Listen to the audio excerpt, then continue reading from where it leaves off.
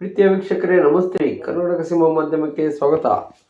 ಇಂದು ನಿಮಗೆ ಒಂದು ಬಹಳ ವಿಚಾರ ಅಂದರೆ ಸಾರಿಗೆ ಸಂಸ್ಥೆ ಅನ್ನೋದು ಬಹಳ ಮುಖ್ಯವಾದ ಪಾತ್ರ. ಇಲ್ಲಿ ನೋಡಿ, ಭಾರತ ದೇಶದಲ್ಲಿ ಹಲವಾರು ಎಲ್ಲ ರಾಜ್ಯಗಳಲ್ಲೂ ಸಾರಿಗೆ ಸಂಸ್ಥೆ ಇದೆ. ಆದರೆ ಕೆಲವು ರಾಜ್ಯಗಳಲ್ಲಿ ಹೋರಾಟದ ಮೂಲಕ ನ್ಯಾಯವನ್ನು ಪಡೆಯೋಕ್ಕೆ ಹೊರಟಿದ್ದಾರೆ ಅಂದರೆ ಅದು ಸತ್ಯ.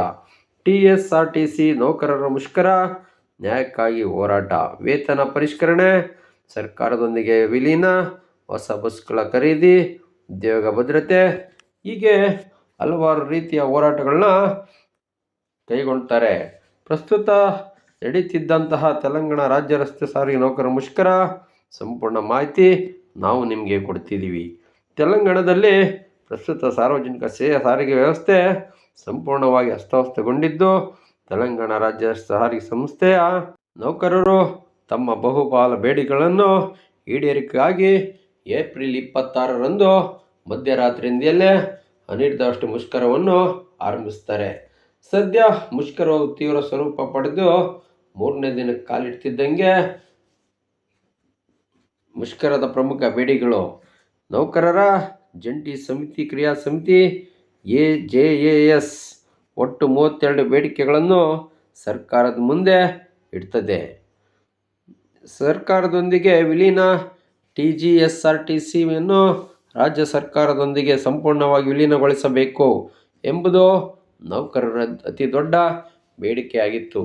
ವೇತನ ಪರಿಷ್ಕರಣೆ, 2021ರ ವೇತನವನ್ನು 30% ಹೆಚ್ಚಳ ಮಾಡಬೇಕಂತೇಳಿ ಶೀಘ್ರವಾಗಿ ಜಾರಿಗೊಳಿಸಬೇಕಂತ ಬೇಡಿಕೆ ಇಡ್ತಾರೆ. ಸಂಘದ ಚುನಾವಣೆಗಳು, ಮಾನ್ಯತೆ ಪಡೆದ ಕಾರ್ಮಿಕ ಸಂಘಟನೆಗಳಿಗೆ ವಿಳಂಬವಿಲ್ಲದೆ ಚುನಾವಣೆ ನಡೆಸಬೇಕು. ಹೊಸ ಬಸ್ಗಳನ್ನು ಅಥವಾ ಗುತ್ತಿಗೆ ನೌಕರರ ಕಾಯಂಗೊಳಿಸುವಿಕೆ, ಸರ್ಕಾರವು ನಿಗಮಕ್ಕೆ ಹೊಸ ಎಲೆಕ್ಟ್ರಿಕಲ್ ಬಸ್ಗಳನ್ನು ಒದಗಿಸಬೇಕು. ಹಾಗೆಯೇ ಗುತ್ತಿಗೆ ಆಧಾರದ ಮೇಲೆ ಬಸ್ಸುಗಳು ಮತ್ತು ಅದರ ಚಾಲಕರನ್ನು ನಿಗಮದ ವ್ಯಾಪ್ತಿಗೆ ಸೇರಿಸಿಕೊಳ್ಳಬೇಕು. ಸರ್ಕಾರದ ನಿಲುವು ಮತ್ತು ಪ್ರತಿಕ್ರಿಯೆ: ಸರ್ಕಾರ ಮಾತುಕತೆಯ ಮೂಲಕ ಸಮಸ್ಯೆ ಬಗೆಹರಿಸಲು ಯತ್ನಿಸಿದ್ದರೂ ನೌಕರರ ಸಂಘಟನೆಗಳೊಂದಿಗೆ ಒಮ್ಮತ ಮೂಡಿರಲಿಲ್ಲ. 29 ಬೇಡಿಕೆಗಳಿಗೆ ಒಪ್ಪಿಗೆ: ತೆಲಂಗಾಣ ಸಾರಿಗೆ ಸಚಿವ ಪೊನ್ನಂ ಪ್ರಭಾಕರ್ ಅವರು ತಿಳಿಸಿರುವಂತೆ ನೌಕರರು ಮಂಡಿಸಿರುವ 32 ಬೇಡಿಕೆ 29 ಬೇಡಿಕೆಗಳನ್ನು ಸರ್ಕಾರ ಒಪ್ಪಿಕೊಳ್ಳುವ ಮಟ್ಟಕ್ಕೆ ಬಂತು.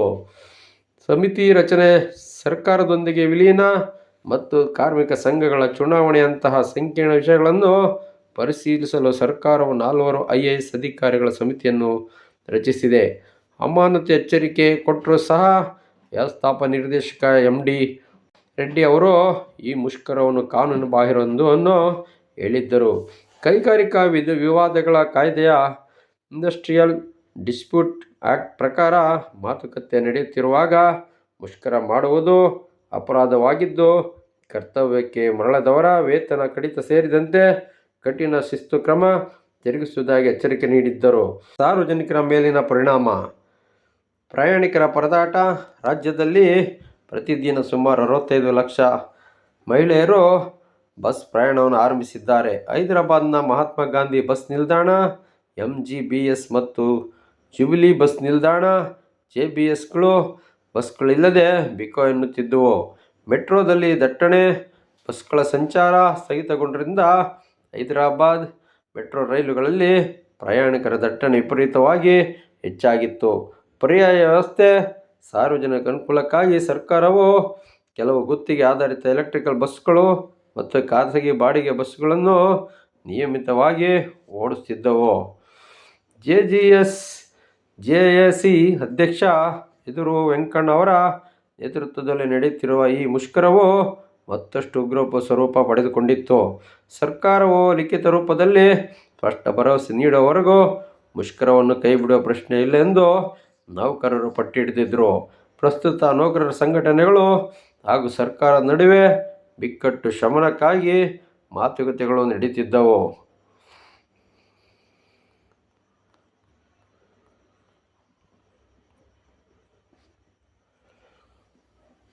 ಈ ಒಂದು ಮುಷ್ಕರದ ಬೆನ್ನಲ್ಲಿ ಶಂಕರಗೌಡ ಎನ್ನುವ ಚಾಲಕರು ಬೆಂಕಿ ಹಚ್ಚಿಕೊಂಡು ಆತ್ಮಹತ್ಯೆ ಮಾಡಿಕೊಂಡರು.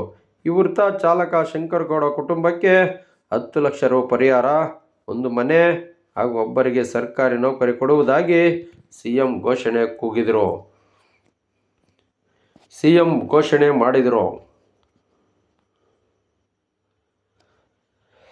ಸರ್ಕಾರದೊಂದಿಗೆ ಆರ್ಟಿಸಿಯನ್ನು ವಿಲೀನಗೊಳಿಸುವ ಪ್ರಕ್ರಿಯೆ ಸರ್ಕಾರ ತಾತ್ವಿಕವಾಗಿ ಒಪ್ಪಿಗೆ ಸೂಚಿಸಿದ್ದು, ಈ ಹಿನ್ನೆಲೆಯಲ್ಲಿ ತೆಲಂಗಾಣ ರಾಜ್ಯ ರಸ್ತೆ ಸಾರಿಗೆ ನಿಗಮ ನೌಕರರು ತಮ್ಮ ಮುಷ್ಕರವನ್ನು ಹಿಂತೆಗೆದುಕೊಂಡಿದ್ದಾರೆ ಎಂದು ನಿಗಮದ ಉಪಾಧ್ಯಕ್ಷ ಮತ್ತು ವ್ಯವಸ್ಥಾಪಕ ನಿರ್ದೇಶಕ ವೈ ನಾಗಿರೆಡ್ಡಿ ತಿಳಿಸಿದರು. ತೆಲಂಗಾಣ ರಾಜ್ಯ ಸರ್ಕಾರ ಮತ್ತು ಸಾರಿಗೆ ನೌಕರರ ಸಂಘಗಳ ನಡುವೆ ಮಾತುಕತೆ ಯಶಸ್ವಿಯಾದ ನಂತರ ಈ ನಿರ್ಧಾರ ತೆಗೆದುಕೊಳ್ಳಲಾಗಿದೆ ಎಂದು ಅವರು ಸುದ್ದಿಗಾರರಿಗೆ ತಿಳಿಸಿದ್ದಾರೆ. ಇನ್ನು ಇದರೊಂದಿಗೆ ಶನಿವಾರ ಮುಂಜಾನೆಯಿಂದಲೇ ಮೊದಲ ಪಾಳಿಯಲ್ಲಿ ರಾಜ್ಯಾದ್ಯಂತ ಶೇಕಡ 100ರಷ್ಟು ಬಸ್ಸು ಸೇವೆ ಪ್ರಾರಂಭವಾಗಿತ್ತು. ನಿನ್ನೆ ಅಂದರೆ ಶುಕ್ರವಾರ ಸರ್ಕಾರದೊಂದಿಗೆ ಮಾತುಕತೆಗಳು ಅತ್ಯಂತ ಸಕಾರಾತ್ಮಕ ವಾತಾವರಣದಲ್ಲಿ ನಡೆದವು ಮತ್ತು ಪ್ರಮುಖ ಬೇಡಿಕೆಗಳ ಕುರಿತು 2 ಕಡೆಯಿಂದ ಒಮ್ಮತಕ್ಕೆ ಬಂದಿದ್ದರಿಂದ ಬಸ್ಗಳ ಓಡಾಟ ಎಂದಿನಂತೆ ಇರಲಿದೆ ಎಂದು ಎಂಡಿ ತಿಳಿಸಿದ್ದರು. ಸರ್ಕಾರದೊಂದಿಗೆ ಆರ್ಟಿಸಿಯನ್ನು ವಿಲೀನಗೊಳಿಸುವ ಪ್ರಕ್ರಿಯೆಗೆ ಸರ್ಕಾರ ತಾತ್ವಿಕವಾಗಿ ಒಪ್ಪಿಗೆ ಸೂಚಿಸಿದೆ. ಸರ್ಕಾರದೊಂದಿಗೆ ಆರ್ಟಿಸಿಯನ್ನು ವಿಲೀನಗೊಳಿಸುವ ಪ್ರಕ್ರಿಯೆಗೆ ಸರ್ಕಾರ ತಾತ್ವಿಕವಾಗಿ ಒಪ್ಪಿಗೆ ಸೂಚಿಸಿದ್ದು, ಸಂಬಂಧಿತ ಕಾರ್ಯವಿಧಾನಗಳನ್ನು ಶೀಘ್ರದಲ್ಲೇ ಅಂತಿಮಗೊಳಿಸಲಾಗುವುದೆಂದು ಹೇಳಿದರು. ಅಲ್ಲದೆ 2021ರ ವೇತನ ಪರಿಷ್ಕರಣೆ ಅನುಷ್ಠಾನಕ್ಕೆ ಸರ್ಕಾರ ಅನುಮೋದನೆ ನೀಡಿದೆ.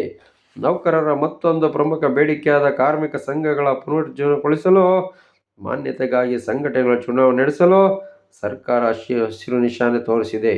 ಇನ್ನು ಇದೇ 22ರಿಂದ ನಡೆದ ಮುಷ್ಕರದ ಅವಧಿಯಲ್ಲಿ ಪ್ರಯಾಣಿಕರು ಎದುರಿಸಿದ ತೊಂದರೆಗಳಿಗೆ ನಾಗಿರೆಡ್ಡಿ ವಿಷಾದ ವ್ಯಕ್ತಪಡಿಸಿದ್ದು, ಈಗ ಎಲ್ಲ ಡಿಪೋಗಳಿಂದ ಬಸ್ಗಳು ಎಂದಿನಂತೆ ಸೇವೆ ನೀಡಲಿದ್ದಾವೆ ಮತ್ತು ಪ್ರಯಾಣಿಕರು ತಮ್ಮ ಪ್ರಯಾಣವನ್ನು ಯಾವುದೇ ಆತಂಕವಿಲ್ಲದೆ ಮಾಡಬಹುದೆಂದು ಭರವಸೆ ನೀಡಿದರು.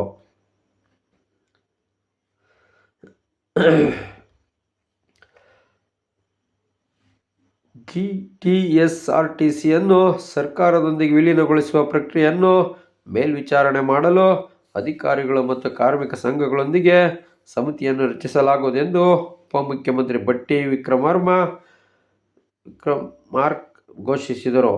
ಆರ್ಟಿಸಿ ಜೆಎಸಿ ನಾಯಕರೊಂದಿಗೆ ಸುದೀರ್ಘ ಚರ್ಚೆಯ ನಂತರ ಅವರು ಶೇಕಡ 11ರಷ್ಟು ಪಿಆರ್ಸಿ ಅನುಷ್ಠಾನಕ್ಕೆ ಸಕಾರಾತ್ಮಕ ಪ್ರತಿಕ್ರಿಯೆ ನೀಡಿದ್ದಾರೆ. ಇನ್ನು ಈ ಮುಷ್ಕರದ ವೇಳೆ ಪೆಟ್ರೋಲ್ ಸುರಿದುಕೊಂಡು ಆತ್ಮಹತ್ಯೆ ಮಾಡಿಕೊಂಡ ನಿಗಮ ಚಾಲಕ ಶಂಕರಗೌಡ ಅವರ ಕುಟುಂಬಕ್ಕೆ 10 ಲಕ್ಷ ಪರಿಹಾರ, ಒಂದು ಮನೆ, ಒಬ್ಬರಿಗೆ ಕರ್ತವ್ಯ ನಿಲ್ಲಿಸಲು ಸಹಕಾರ ನೀಡುವುದಾಗಿ ಭರವಸೆ ಕೊಟ್ಟಿದ್ದಾರೆ.